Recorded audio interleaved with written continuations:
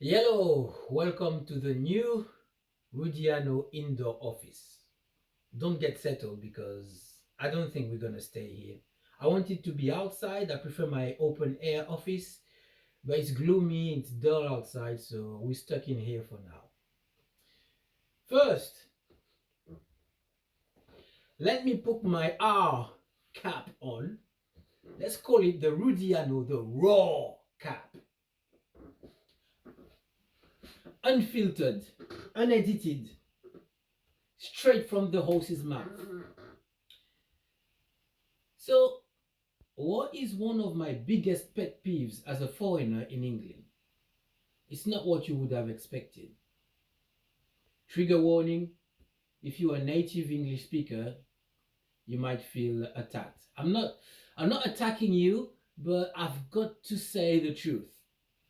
As a foreigner, I had to learn English and it wasn't my first language. So it was a bit more difficult. I had to learn, go through systematically the grammar, the spelling, the vocabulary, and try to master the language. Even nowadays, I catch myself making mistakes. My foreignness slips out. Sometimes I don't even know, and then somebody points it out, and then I correct it.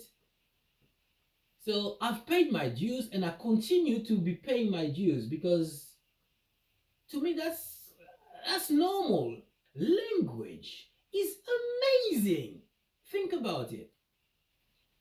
There's a difference. Yes, animals can communicate. They've got their own language, if you will. But we as the species are the only ones that can have a thought, put it into words, put those words in a format, maybe on paper, visually, ideograms, letters, in a written form, then send this out physically or digitally to somebody, maybe the other side of the world.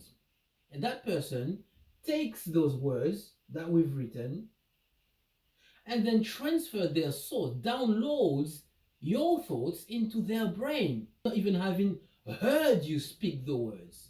They don't know your accent, they don't know what your voice sounds like. They don't need to know that. But then the ideas get transferred. We're the only species that can do that via language. This is magical. You have to respect that. This is the raw Rudiano talking. You see, you have to respect that. And signs that I'm seeing show me that native speakers very often do not respect their own language and do not respect this medium that is so fantastic. So that gets to me. A little example. So there's two things that I've noticed native speakers do. Actually, three. First one is using bad language instead of actually finding the proper word to describe what they're talking about. Okay, they may get a laugh, they may surprise the audience or what have you. They haven't actually said much. This is lazy.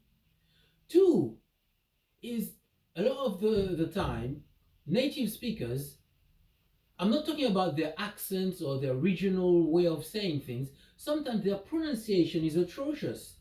The words are jumbled up. They don't enunciate, they don't articulate. So all you hear is blah, blah, blah, blah, blah. And then you hear, as a foreigner, I'm talking about myself, you recognize a word amidst a long litany of sounds, of noise. So it's like blah blah blah blah blah blah blah blah, amusement park, blah blah blah blah blah blah blah blah blah, taxation, blah blah blah blah blah blah blah blah, TV. Like, seriously, respect this medium. It does something to me.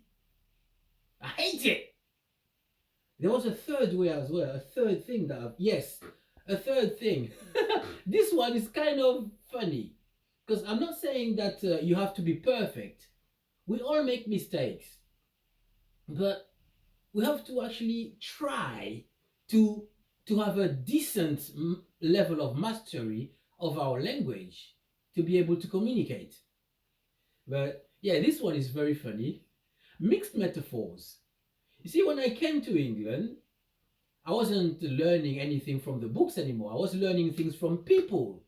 And unfortunately, people would use expressions and they don't use that expression in the way that it's intended to be used. And then you pick this up because you, according to the context, you understand what they mean, and then you think, oh, that's how you say this. Ah, I'm gonna say this like that, and then you contribute to propagating the wrong way of saying things, like mixed metaphors. Let me try and find an example of mixed metaphors. We'll burn that bridge when we get there. No, we cross that bridge when we get there, or let's not burn that bridge. Another example, we need to move to the goalposts. No, you mean the expression is don't change the goalposts, I think, or we have to go past the finish line, isn't it? I mean, sometimes we make lapses. Is it what is called lapses? Slip of the tongues. So yeah, that happens. But then if you're a foreigner and you haven't heard an expression and you hear that mixed metaphor and then you realize what they meant, and then you pick up this slip of the tongue and you incorporate it in your vocabulary, and you're wrong. So it's like, I can't trust you natives. Who can I trust? I have to walk around with my dictionary. That's wrong. Respect your language. Okay, enough with raw Rudiano. Let's put logical Rudiano into the picture. Now we've said that sometimes it's a slip of the tongue, and people are not perfect. They make mistakes, and sometimes they don't realize they've made a mistake. They're not corrected, therefore they carry on making the same mistake, and it's an unfortunate chain of events. But here's a reason why this is important to still address. You see, this whole conversation I'm having with you was triggered by something at work. I actually was speaking with someone. They were trying to We were trying to meet at a certain point. I was on the phone with them. Anyway, the reason why I'm talking about that person is that person was very young, and I'm thinking, you see, some people can be shy, and it comes across as they're not enunciating, they're not articulating, they're not speaking up. So it's not really a willful disrespect for the language. It's just they're shy, they're reserved, they're nervous. So it comes across a bit inarticulate. Yeah, that's fine, that happens. However, this needs to be addressed because language, the way you come across, gives a first impression. And there's the halo effect. If you come across well, you're going to be taken more seriously. If you don't come across well, everything else is going to be colored by that first impression, even wrongly. You may be very, very logical and have a lot of things to give to the world, but by the way that you speak, maybe you come across as lazy, maybe you come across as inarticulate, maybe not thoughtful, even if it's wrong.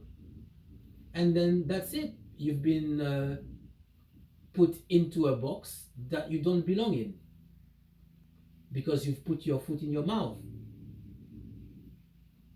It's a shame. That's not what you want to happen.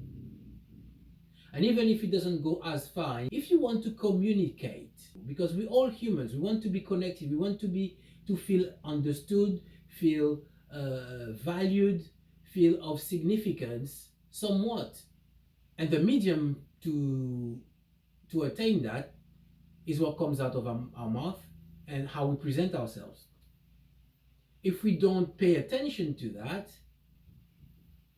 we cannot feel those emotional needs that we have of connecting, of belonging, of significance, purpose. So if I've triggered you as you're a native speaker and I've triggered you, I'm sorry, but I'm not sorry. We need to address this.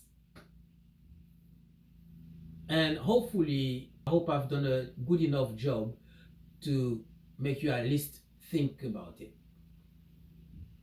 Language is incredible. Let's treat it as such. Anyway, thank you for humoring me. That is it for today. I'll see you next Wednesday.